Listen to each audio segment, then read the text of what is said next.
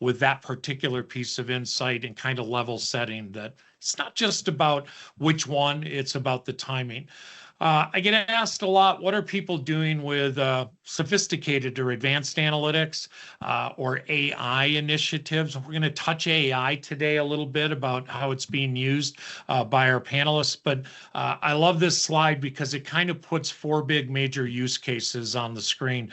And our research indicates that these are the four primary areas that all of you that are listening, your peers are looking at: efficiency and productivity, supporting sales and customer engagement, customer experience, plain flat out innovation within the company and against competitors in the market.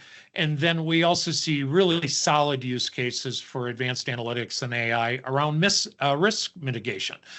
You're going to hear little bits of these themes as we talk to the panel today, because all of these things are quite prevalent in what our panelists are doing. And it coincides quite well with the research that my firm has done to kind of understand where people are laying their bets when it comes to analytics and AI. One of the big things I wanted to touch today, and I'm sure you've already noticed, I included a QR code. Feel free to grab your phone real quick and follow it. It'll allow you to land on a data maturity assessment that's being offered by IPC Global in cooperation with BARC. And the reason that I wanted to talk about this, again, is the panel's going to touch on how incredibly foundational and important having good quality data is for just about every use case around analytics and AI. We've talked to end users quite a bit through various research and surveys. We have found that nearly half of the people that respond to our surveys when it comes to how do I govern and grade how well our success is measured by half of your competitors. Half of the people on this call today would name data quality as their top metric for success. So as we talk about analytics a little today and some AI, I also will make sure that we discuss the importance of data, timely, fast data when necessary, and highly accurate and trustworthy data. And trust is definitely going to be a theme here today. And trust comes from good, solid governance of information as you move forward in your analytic and AI journey. So one last moment for you to catch this QR code if you're interested in getting your data maturity assessed. And you can follow the link and it'll take you to some cool things there. And Alex, go ahead. I want to make this point because it's going to be one that the panel talks about a lot today. I find that in times of disruption, when there's really cool tech happening like AI, like advanced analytics and so on, we all get a little blinded by that bright, shiny toy. And that's okay. I've lived through a bunch of these cycles in my career, and it happens with every single one of them. What's important and what the panel's going to share with you today is that summit, that goal line, that pinnacle that you're looking to hit isn't just about are we doing it or can we do it or have we done it. It's really, did we deliver it with a great level of trust, adoption, accuracy, and so on.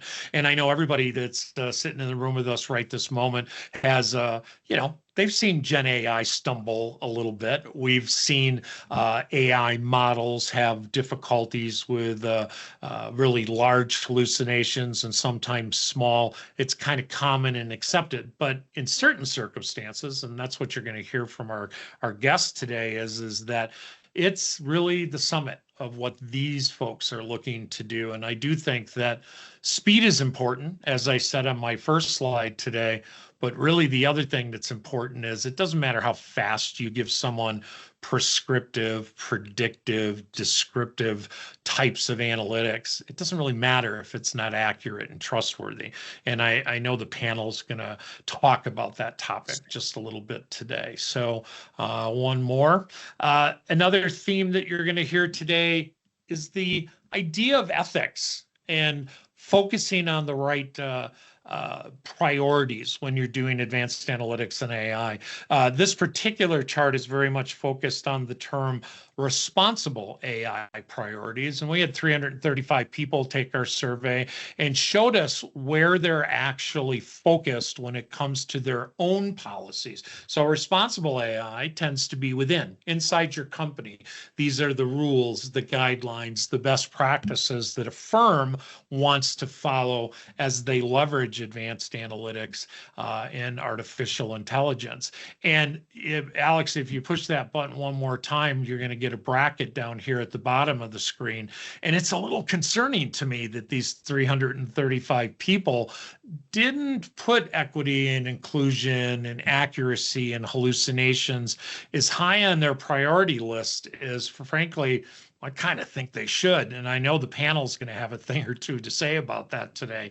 Having bias in your model or in your data, having it impact your teams in an adverse way, these are things all of us need to consider when we're looking at responsible AI. So as much as it's important to have the right technology in place and have the ability to do analytics at the highest level, if you don't have guardrails, governance, accuracy around your data, and you're not taking into consideration things like security and models and collaborations with humans and all of these types of things, you're going to find yourself bumping into some significant issues down the road. So I know we get excited about great technology like this, and advanced analytics has been in the space for a super long time, but I do bump into end user companies quite a lot that don't have these guardrails, and these are your guardrails. So if I surveyed each of you individually, I would get a different prioritization level from you. So you got to ask yourself when you're looking at this chart, is your company spending enough time around those things that demand maturity that I highlighted at the bottom? Or are you like the bigger group that answered with those things at the top? My feeling is that none of these can be completely ignored, and they're really important. And we're going to hear a little bit from the panel on this topic as well, internal ethics, internal guidelines, and guardrails for analytics and AI in general. So, Alex, I think I got one more slide, and I want to just touch on data one last time. I talked about data quality a few minutes ago. I also want to make this point that all data really matters now. Everything, all the data within your enterprise. So as you're listening to the group talk today, you're going to hear some stories about really disparate data being leveraged across different use cases, data in motion, data at the edge, data that's not rows and columns. So our research shows as companies get into advanced analytics and certainly into AI, structured data is the first place that companies are focused. And that makes a lot of sense. Structured data is easy. It's logical. And it's also part of our business. It's really well ingrained in a lot of things we're doing. But I'm here to say that unstructured and semi-structured data are going to be extraordinarily huge on your horizon as your AI practice migrates forward, becomes more sophisticated and complex. And things like video and audio and image data are going to also become part of your landscape. And this is especially true. You think about image data in healthcare, image data in governed manufacturing, sound data.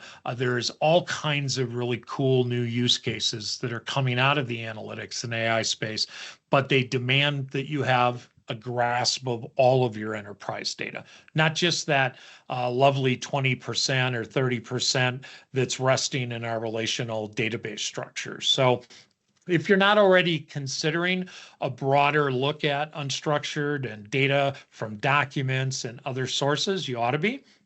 We're going to hear a little bit about how all the data is really important to our guests today, and it's certainly something that we'll talk a little bit more about. Alex, one more page, I believe. So with that, I'd love to start the panel discussion. So Louise Jones and Blake Evans, if you can join me virtually, we'll kick off some of the Q&A if you're ready. Thank you. And I Yeah, Louise, I think your mic is on, which is great. Blake just turned off his. So, Blake, I'm going to start with you if I could. Can you just share a little bit of a high-level overview of how you're delivering measurable improvements in your work, and give everybody a little background on what you do, because it's really interesting from a data and analytics standpoint. Absolutely. Thank you, Sean. So for about the past 5 years, I've worked with the Georgia Secretary of State's office. So I joined in the middle of 2020, and it was really that presidential election in 2020 that made everybody in the country and really in the world look at Georgia elections, because we were a swing state. We were a key for candidates if they wanted to win federal elections going forward in the future. And so a lot of people were looking at us and wanting more data from us, and that was very important to us. And since August of 21, I've been the director here in the elections division here in the Secretary of State's office, and we've really put an emphasis. And it was really after our secretaries taking our secretary's lead, we put an emphasis on improving our technologies and taking strides so that we can best report out to the public and be transparent. One of our guiding principles is that we want to promote voter confidence as best we can, and we really have a great story to tell. We have a lot of great election officials here in the state of Georgia that run really great elections, but what we found is that there were some improvements we needed to make to be able to tell our story as best as possible and to be as transparent as best as we could. And so one of the ways that we did that, starting in 2021 and really 2022 was the biggest election cycle that we first implemented this new platform, was we implemented a election data hub. And what that allowed us to do, and anybody that wants to can go to our website, that's sos.ga.gov, and go to our elections division website and go to our data hub. And it allowed us to report in near real time turnout and demographic information of what types of voters and where in the state was seeing the highest turnout across our state. And that was very important to us, because one of the things that we can now do is tell our story as an election is going on, because we have 3 weeks of early voting here. We have 3 to 4 weeks of absentee by mail voting here. So it's not like everybody's voting on election day. They're really voting for an entire month leading up. And what that data, providing that data has allowed us to do is be more transparent throughout the process and increase voter confidence compared to what we were able to do before. And so that's a huge way. We've also, in a very limited way, been looking at AI and how it can improve our processes. But that data hub is really one of the biggest things that we've done to really increase voter confidence here in our state across all 8 million voters that we have. It's a unique stance, Blake, right? Exposing the data and making it transparent to an extraordinarily large group of people that are affected by those elections. And it takes data lineage to a new level for sure. It does. I mean, really, the way that it happens is we spend a lot of time and effort improving our technology that we have. Our voter registration database that holds all 8 million of those voters are check-in devices that voters, when they check in the state of Georgia, that are used by the poll workers. We upgraded those so that we could quickly get information and data about those check-ins back to our voter registration system. And what that allows us to do is report out on it a lot faster. And so we worked and created that data hub, and we found that speed was very important. The ability to be able to report out in near real time, observers and campaigners and others and media outlets felt like they were being able to watch the story as it unfolded, and that increased voter confidence for us and was key. It makes a lot of sense. Louise, let me bring you into the conversation so you can let the group know a little bit about how you're using analytics and what your foundation looks like. And I'm looking at the panel, Louise. I'm not sure if you have your camera on, but I'm seeing a black screen. So if not, you can flip it on. Otherwise, go ahead and jump in on the question. Okay, well, my camera looks like it's on, but I've been busy scribbling down notes from everything that Blake's been talking about and you've been talking about. So let me try and fix that in the next pause, okay? Sure. So my name is Dr. Louise Jones, and I'm the Director of Graduate Medical Education Research and Quality Improvement up in Northeast Georgia, in a kind of medium-sized health system that's growing. Since I joined, it was 9,000. It's now 15,000 employees. So we have a 6 million community patients and community users of our system. So it's pretty substantial. And I'm still resonating with what both of you kind of introduced and said. And I want to kind of think about, as I'm talking this afternoon, the situation that Blake faced when, we all know about voter confidence in elections, and also connect that up to the confidence that we have in medical research, vaccinations, those sort of things that are coming out from federal at the moment or from just general public. There's a lot of distrust in things that people are claiming and saying. And so I am on a big mission with my team to equip early career physicians with the idea that trust and transparency, lineage, if you will, is the key to us moving forward and not wrecking the potential of AI and all of those other shiny objects in front of us.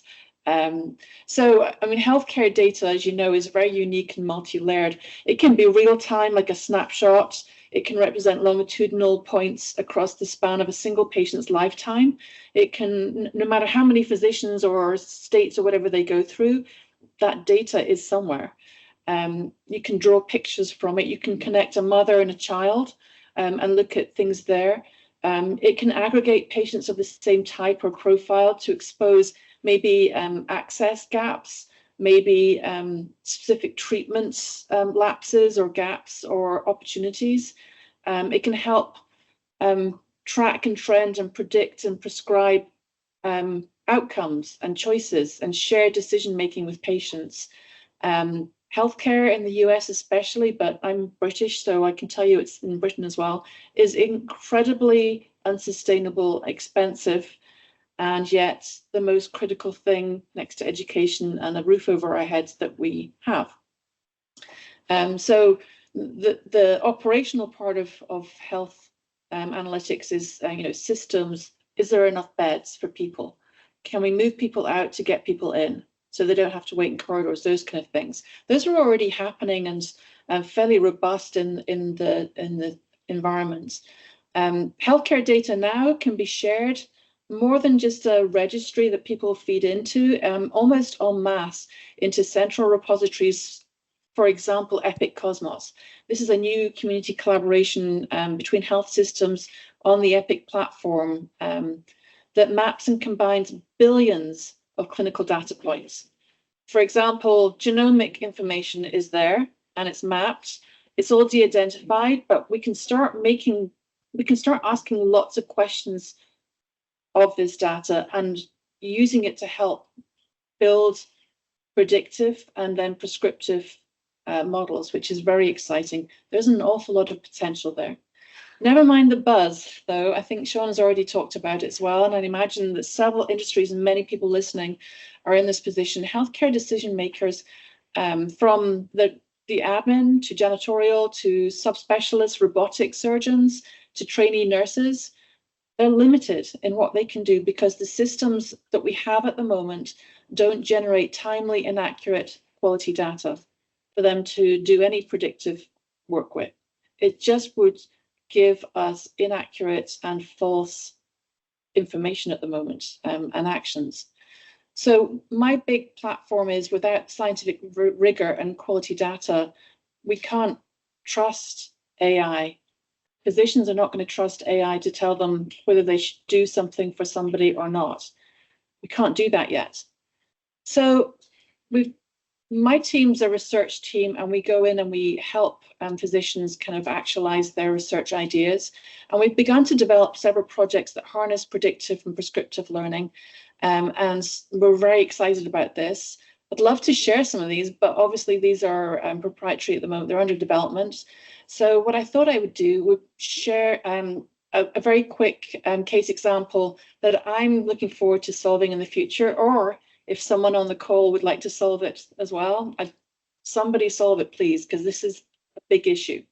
So, for example, the Centers for Medicaid and Medicaid Services, Medicare and Medicaid Services, CMS, has hospital readmissions reductions program. You can put in the chat if this is giving you PTSD. But it aims to, it's a program that penalizes hospitals through reduction in what they pay us if we have too a high level of hospital readmissions. So they very narrowly define this. And we can take one example of this, heart failure patient readmissions, which has been a problem that we've looked at for over 20 years now. And there is still not a clear solution to it because it's so multifaceted and multi-layered and complex. So let's take, for example, the heart failure patient needing to be readmitted within, say, like 30 days. One reason for a patient may be a variance in the expected and actual level of care required by caregivers and families in the community when they get discharged. Can the elderly wife ensure the elderly heart failure spouse attends the follow-up consultation with the cardiologist within 12 days of discharge? Because we know from our analytics that patients do better and are less likely to be readmitted if they see a cardiologist within 12 days of discharge.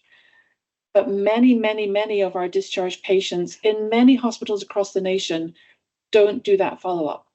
And it's not just the fact that somebody can't get somebody to the hospital. There's so many different reasons. And it's very complex to try and tease out what would be the best way to address it. And there's not one size fits all. So one of my team is a biostatistician, Jake Slayton, and he's just published now. I'll actually send you the citation, but he's been training our team and users, researchers on directed acyclic graphs, DAGs.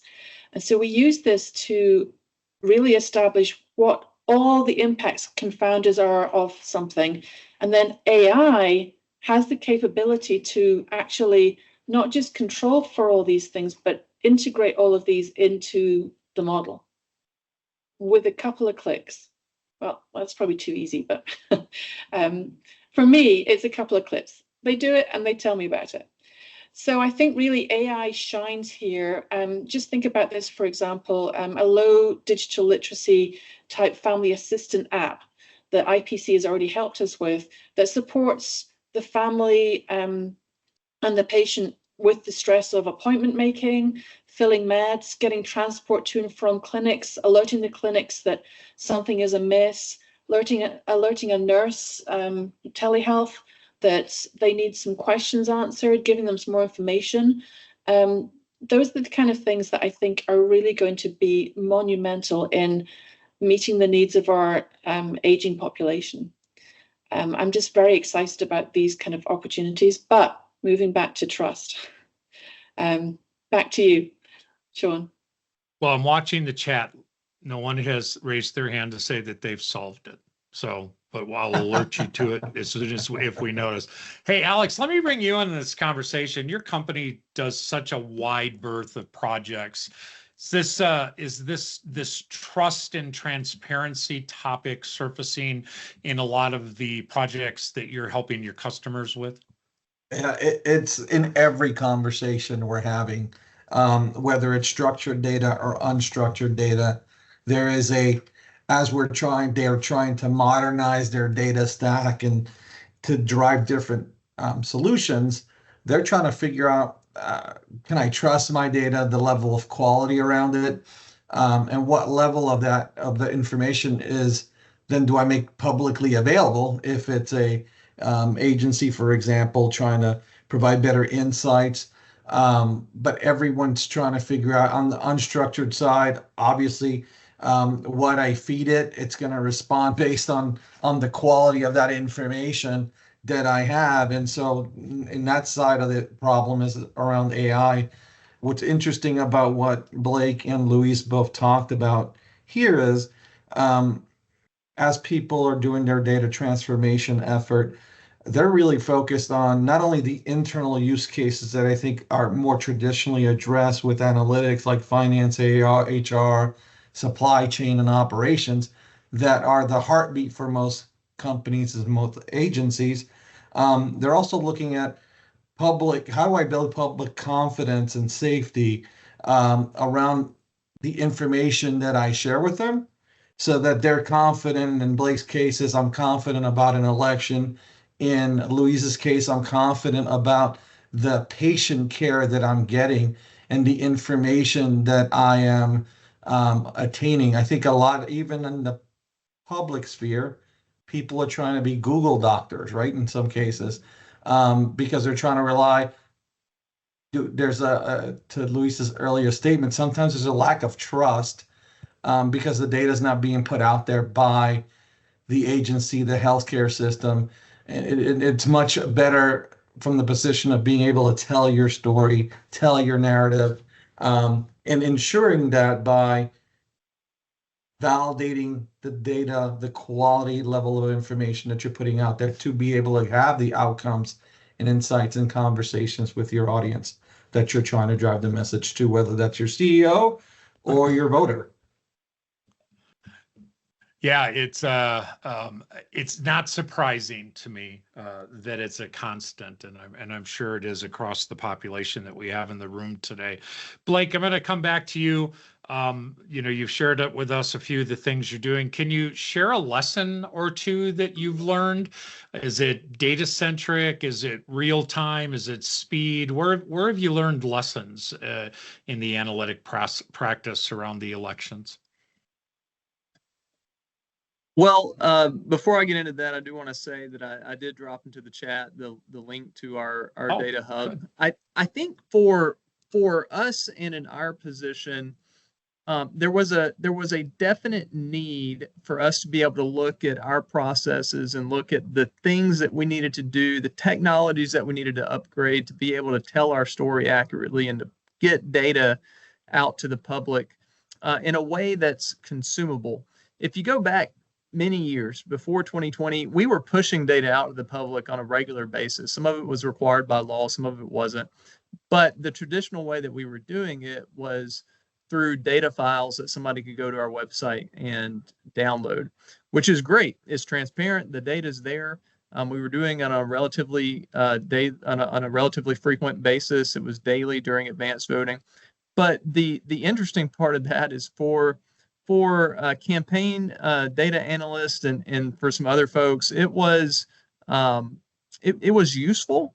But for your average voter, for somebody that just wants to be able to look at some graphs and be able to quickly get some statistical data, it wasn't as helpful as what we have been able to get to with our data hub. And so I think thinking about for us, who's our audience and what's the best way that we can get this data out in a way that's consumable to them was very important.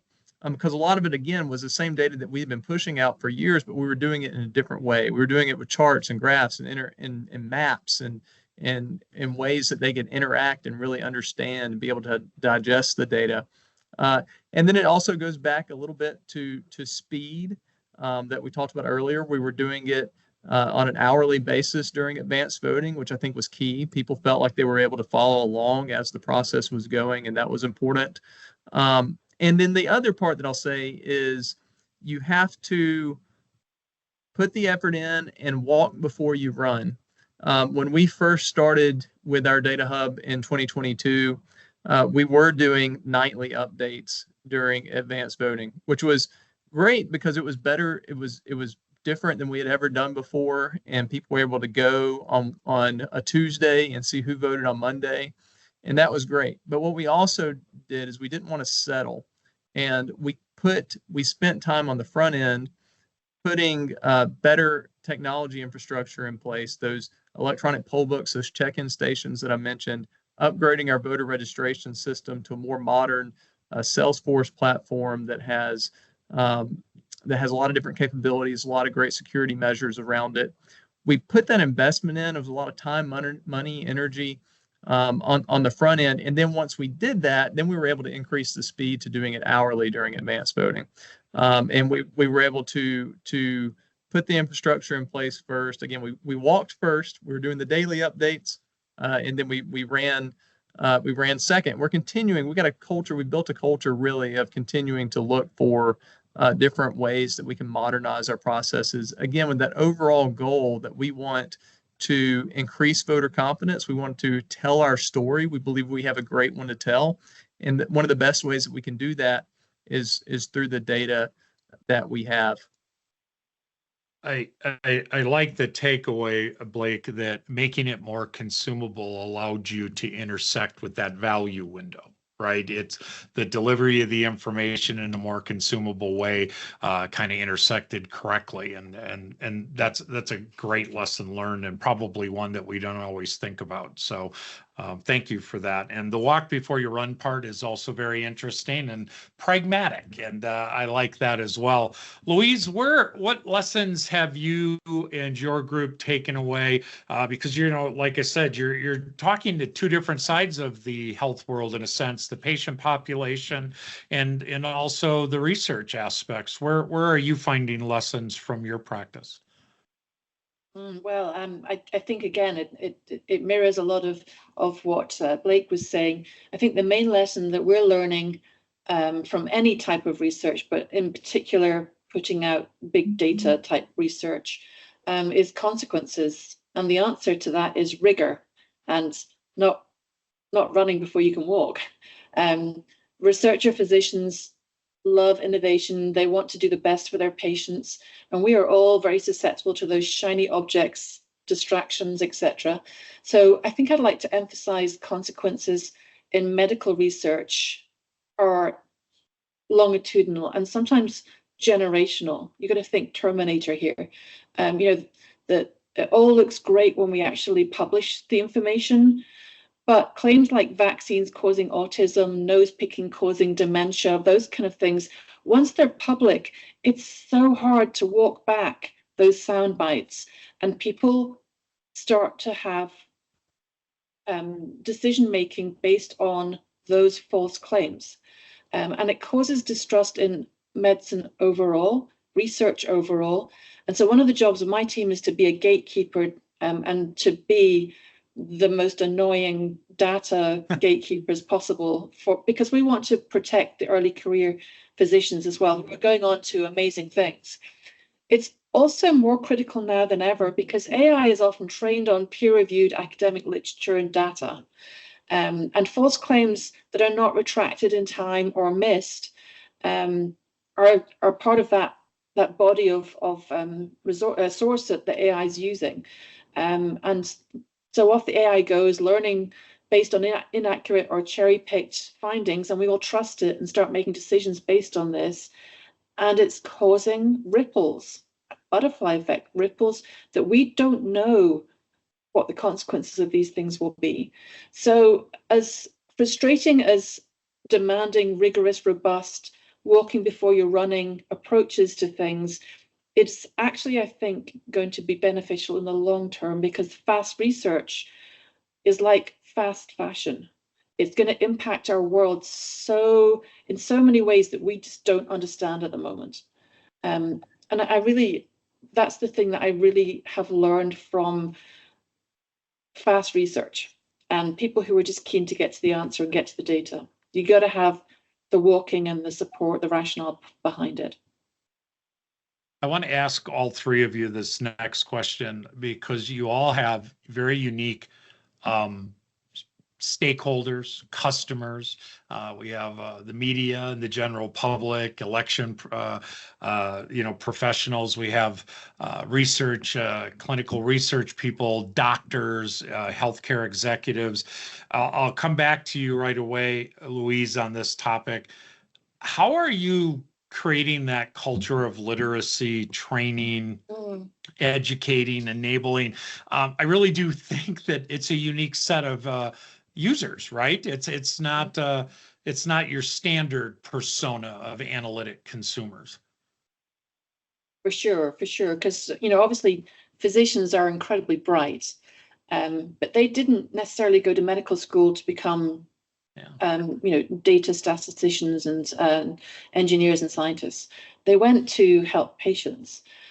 So one of the mandates that my team has actually is to equip early career physicians in the graduate medical education environment with data literacy skills. So we do that through a very robust curriculum, but we also do it through, which is one of our secret ingredients, an embedded multidisciplinary team. Anytime they want to do a question, a research question, we assign a methodologist, a biostatistician, IPC consultancy comes in and helps if we need things like weather data. We pull in all the experts that we need to make that learning just in time. That's the adult learning approach. If they're passionate about something, they're going to learn it more. But I would say the number one thing that companies across the world need to be focused on is improving data literacy in all employees. So there's not just a little group of BI analysts off-site that know what's going on. Everybody needs to be able to interpret these things so that when they get to the stage of doing a personal thing like going and voting, they can look at the information and actually infer from it. And that's where we all need to build that critical appraisal bone in our heads. That's really important to us. The embedded team aspect of your answer, I have to tell you, is probably the first time I've ever heard that. I think that's very unique and interesting that you're approaching it that way. And I could see where a lot of value gets derived there. Alex, let me come to you on this topic again, because your firm helps so many different types of customers. Where is data culture and literacy landing on their radar? Is that something that you help them with strategically, or are companies understanding, like Louise just said, that this is an imperative, you have to do it? Yeah, well, for sure, it's an imperative, you have to do it. It begins in their journey, right? I think a lot of times as I'm trying to figure out, first of all, where do I sit in the ecosystem of my data journey, like a data maturity assessment will help me understand where I sit. What do I need to do to address and get there? What does that vision look like? And that vision should incorporate things like, what are my top use cases? How do I drive user adoption? Because it's great if you build something out, but if no one's using it, it's a waste of time, right? Adoption is really the key to success. And how do you build it? And it varies depending on what you're looking at. What you build for a voter that's accessing it publicly, where they don't have the ability to get data literacy training, is very different than what you build for a medical research program, where they are getting data literacy training and they are doing very more in-depth research oriented in their specialty area. So there is some level of customization based on who your target audience is, and it should be incorporated into the vision. I want to hit on one thing that you mentioned earlier on challenges. One of the big challenges we see as they're figuring out, once I have my vision, is how do I go after this? How do I go into AI? How do I go into predictive analytics? How do I go into analytics? Is taking those ROI items, that low-hanging fruit that's going to drive value, and taking bite-size approaches, which I think both Blake and Louise touched on, is you got to kind of crawl before you can walk, before you can run.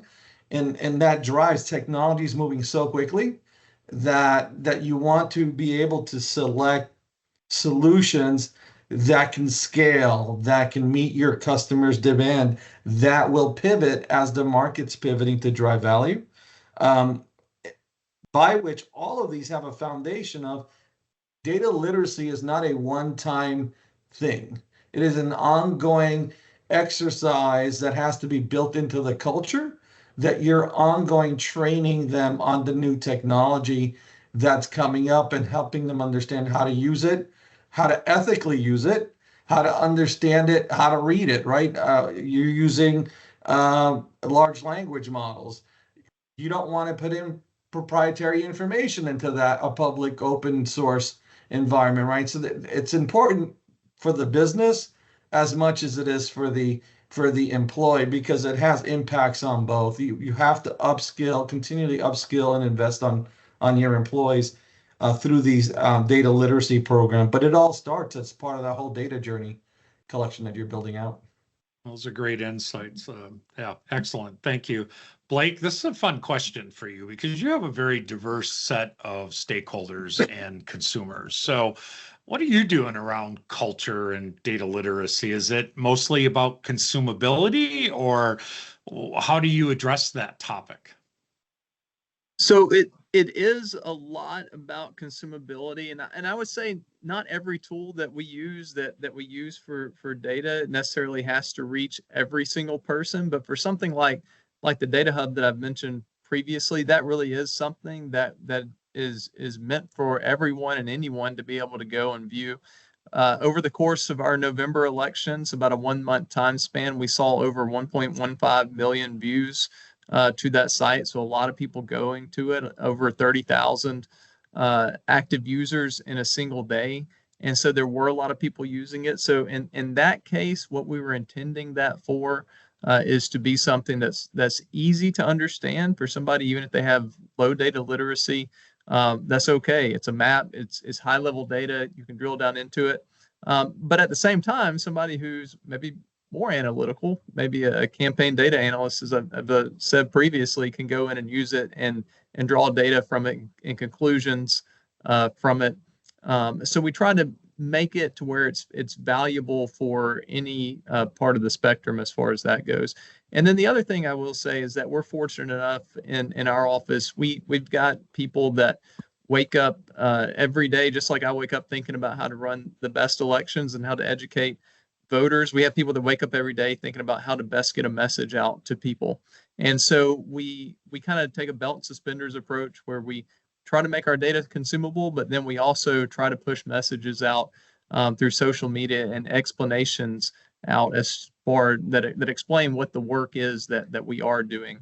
One of the things that we've done in the past that utilizes data that's harder to grasp the concepts of than something like the Data Hub is our risk limiting audits that we do with a 5% risk limit following every election. And it's hard to articulate the math behind it when you have 5 million ballots cast while you're auditing 100,000 or 50,000 ballots, and why that's enough to be able to confirm an outcome of the election.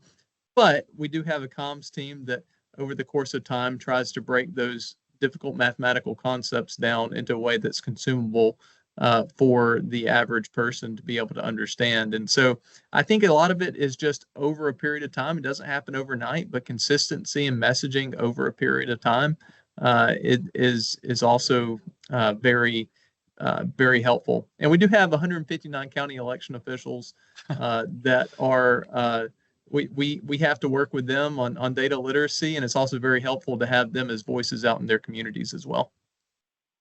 Fantastic. A great answer. I think one of the things I enjoyed the most about our discussions before today was how different the landscape is for everybody that's on this panel.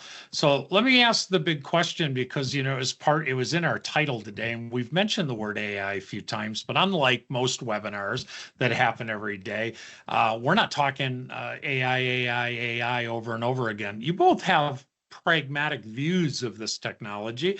Louise mentioned it up front that there's certain things you just shouldn't and can't be doing with that technology. Blake, I'm going to come back to you. I know that you found a couple of places for AI to play a role in your business. Can you explain or share a little of that, and what's your view on that technology from your business perspective? Sure. I mean, we're like any other organization that we're trying to not get too far underwater with it, and we're trying to learn and figure out the best ways to implement it. We do have a great information technology team that's constantly looking into new concepts. One of the ways that we've been able to utilize it to our advantage in a way that helps voters is I mentioned earlier that we have performed many different technology upgrades. One of those was by rolling out a absentee ballot request portal. So one of the ways that people can vote here in the state of Georgia is through the mail. They have to submit a request for a ballot, and we have an online portal to be able to do that. And part of that process is that the voter signs a form and uploads that form into our portal, and then they submit it to go to a county election official to process. And we've utilized some AI technology to be able to examine those documents and those files when they get uploaded, and to present flags to the voters if there's some kind of potential issue that could lead to them not getting their ballot. For example, if they didn't sign the form, the technology looks for that, presents a flag. If they're uploading a blurry image and maybe the election official's not going to be able to read it, it presents a flag. And then on the back end, we've trained our county election officials to be able to review the documents and process them, and to also help train the model.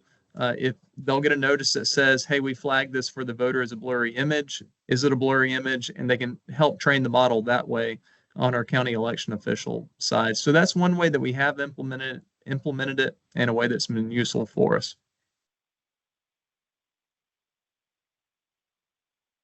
And Sean, you were on mute. Yeah, sorry. It's a great way to use it because it fits in one of those 4 buckets from my slide earlier. You're optimizing a customer experience in a very low risk fashion. And I think that's a great use for it. Alex, I'm going to ask you a question. How many times a day are your customers using the word AI? Is this the top of mind thing, or do you see it settling down a little bit right now with your customers? Well, I don't think it's going to settle down. I think everyone's trying to figure out how it fits within their business. Some are being more prudent and diligent than others. I think a lot of times a lot of them is learning from the beginning. Is it important that your content, the questions you ask and the answers you get back from a AI, large language model, stays within your ecosystem and doesn't train the model that's external to your business? Probably pretty important, especially if you're a government agency or you're using it for proprietary data. So it does vary. It's a conversation that everyone's trying to figure out. How much are they saying it depends on what they're trying to address. What we're recommending is identifying these use cases where internally they can address it, validate it, vet it, begin to understand it, begin to build the culture internally, so that then they can be more successful as they kind of expand their use of it as it relates to that aspect of it. Obviously, predictive analytics has been around longer, machine learning has been around longer. So healthcare systems, forecasting, a lot of those pieces have already been in place for a while. I think Louise can probably speak to some of the things we're working with her on the medical side on that area, but it varies. They're all talking about it. They're all trying to figure out where it fits into their business and what use case they start off with to get an ROI in a risk-aversive way in some cases. Well, I'm going to use your bridge, Louise. Would you like to comment on the AI topic a little more? You touched on it earlier. How does it fit your strategy right now? Well, my strategy and what the physicians come to me asking for are 2 different things. So my strategy has been for the last 3 to 4 years has been to optimize my very small, nimble team. So that's an operational type workflow, efficiency part. And the nice thing about our research platform that we've developed is the maturity of it. I think, Alex, you talked about maturity earlier on. It's taken 5 years, but now we have this very precious commodity that is very filterable and really can answer many questions and start to develop testing situations for the bigger, more complex prospective work. I think the team as a general, including the physician researchers, are kind of like thinking about 3 things, 3 areas for AI to impact them. But again, we're really getting through to them in terms of crawling and walking before we run full, because there's no point in spending a lot of money doing the AI part if we don't have the fundamental, matured, validated data resource. So the first one I kind of brought up before was patient outcomes. So think about that prescriptive AI model that will actually help pinpoint and customize, not one size fits all, but customize support for that one patient with, say, heart failure. That's going to help them in their specific situation, pulling from billions of data points of similar people with the same socioeconomic, same access, same geographical access, all those kind of things, comorbidities, etc. So that's one thing that are really intriguing the early career physicians. The other part is medical education and medical decision making. I know that everybody on this call is inundated with information every day. And it's so hard, isn't it, I can't even keep up with my emails. And most of them are AI generated. So one of the things that a physician has to do is keep up with the guidelines. Their work has to be evidence-based, and that is guideline-based. And they can't possibly keep up to date with 300 pages plus for each possible thing that a patient presents with, and keep it in their brain and know all the small print. So AI has the ability. We've actually got somebody on a fellowship with AIM Ahead Morehouse AI that is helping pull in all the guidelines together and the patient profile and actually help as an agent or an assistant with that physician decision making. And then, of course, there's the operational improvements and cost of healthcare, which is getting unsustainable, and using the AI opportunities to perhaps work on staff modeling when we've got climate change. So bringing in all our like COPD or cardiovascular events, those tick up when the weather outside ticks up. But we've got nursing shortages. So how do administrators make sure that our emergency departments are staffed at the right level for those kind of outlier moments? AI. So there's a lot of things that are really exciting and use case in healthcare, if done carefully. If done carefully. That coincides right next to your don't do fast research, which is probably one of my more favorite comments today. So thank you for sharing that. We're almost at the top of the hour, so I'd like to just ask, I think, a good question. Alex, I'm going to come at you with it first, but I think it's when we bring a group like this together, what's a word of advice you'd like to share with the room on everybody who's endeavoring to do more with analytics and their data, and what piece of advice would you share with the group? My advice would be, if you listen to Blake and Louise and some in the healthcare in general, they were led to this journey through a transformative event that happened, right? In healthcare, a lot of it was driven off of COVID. In elections, it was driven for Blake off of the 2020 elections. For the other folks that don't have these kind of events that drive that change for you, is to be an entrepreneur inside your firm, your healthcare, your government agency, to be innovative and challenge the status quo, to become data literate, so that you can drive change in your business, in your agency, to see the insights and the outcomes that you want in a very smart and thoughtful manner. That would be my recommendation. Thank you for that. Louise, I'm going to come to you. Parting word of advice for the group? Well, I think it's going back to that 5th grade scientific methodology, trustworthiness of the data, the cohort size. Do you have the data that you need to make the decisions you want to make? Being transparent about what's done to the data before you start claiming things, and what are the consequences of your model? Is it a life and death situation, or is it just simply moving cans on a shelf, which is also life and death sometimes because botulism, sorry. And then also the last thing is data literacy for everybody, from schools, from kindergarten. We are definitely living in a new age for data literacy for sure. Blake, you get the final word. What is your parting word of advice for the group today?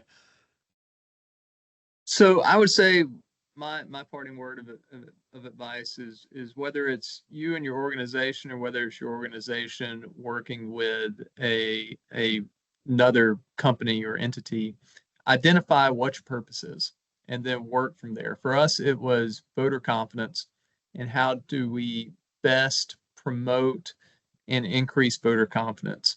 We identified that that was by telling our story. We have data available to us, and through using that data, we felt like we could tell our story best and promote voter confidence. And then the final thing that I'll say is consider what risks there might be. I think Louise has brought up some really great points of the importance of making sure that your data is accurate and that you're very transparent with the data. There's nothing worse than putting out inaccurate data, because then it's that's worse than never doing anything at all. And so identifying what your purpose is and then what risks there are, and then working from there.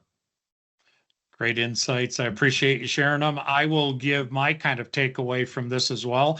We've just listened to three really smart practitioners who are very much data first, with their eyes on accuracy, transparency, and building trust. And I can't think of a more valuable way to approach an advanced analytic, or an AI practice in general.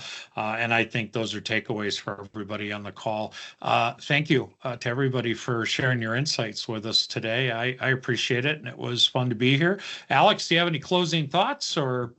No, just to let folks know that on the chat, for those in healthcare, Louise has posted a couple of things in there. Blake has also posted the SoS Data Hub, and if I will post my email if there are any questions, or if you did not get a chance to scan for the data maturity assessment and you would still want it, you can do so by getting to my email. But first, thank you to all the panelists. Sean, thank you for doing a great job and seeing us, and thanks everyone for attending. Thanks, Alex. Have a good day, everybody. Have a great day. Bye, guys. Thank you. Thank you.